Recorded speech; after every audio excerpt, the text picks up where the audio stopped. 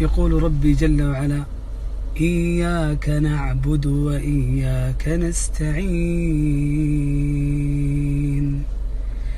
إياك نعبد وإياك نستعين،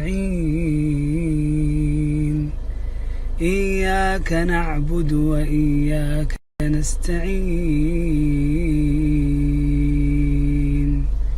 يقول ابن تيمية: أنفع الدعاء أن يسأل العبد الله جل في علاه العون على مرضاته.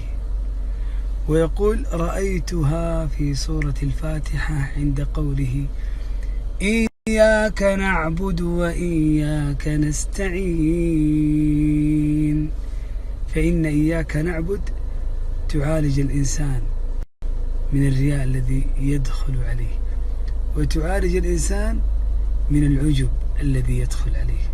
إياك نعبد وإياك نستعين.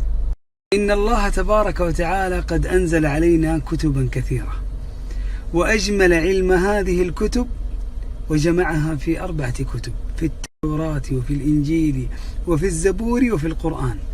ثم أجمل الله جل وعلا علم هذه 4 كتب في كتاب واحد وهو القرآن العظيم. ثم أجمل الله جل وعلا علم هذا القرآن في المفصل.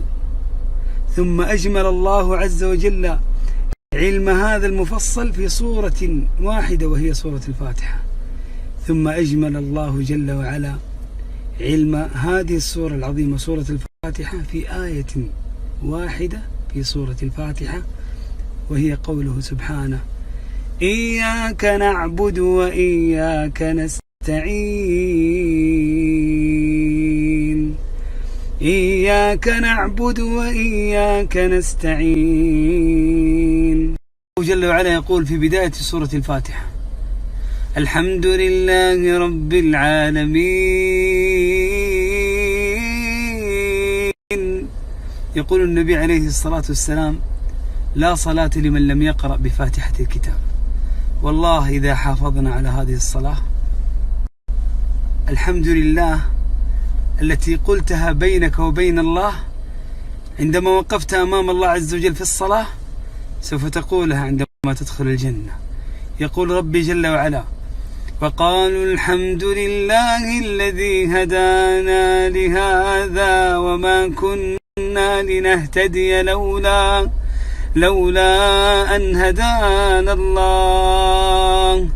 وقالوا الحمد لله الذي أذهب عنا الحزن. وآخر دعواهم أن الحمد لله رب العالمين. أجمل ذاك القرب من الله، وما أجمل تلك المناجاة التي تكون بين العبد وبين الله عندما يقف بين يدي الله عز وجل فيقول: الحمد لله رب العالمين. فيقول الله: حمدني عبدي. ثم يقول العبد: الرحمن الرحيم.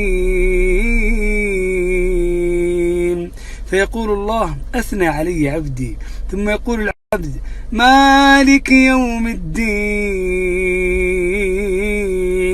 فيقول الله جل وعلا: مجدني عبدي. ثم يقول العبد: إياك نعبد وإياك نستعين. فيقول الله: هذا بيني وبين عبدي ولعبدي ما سأل.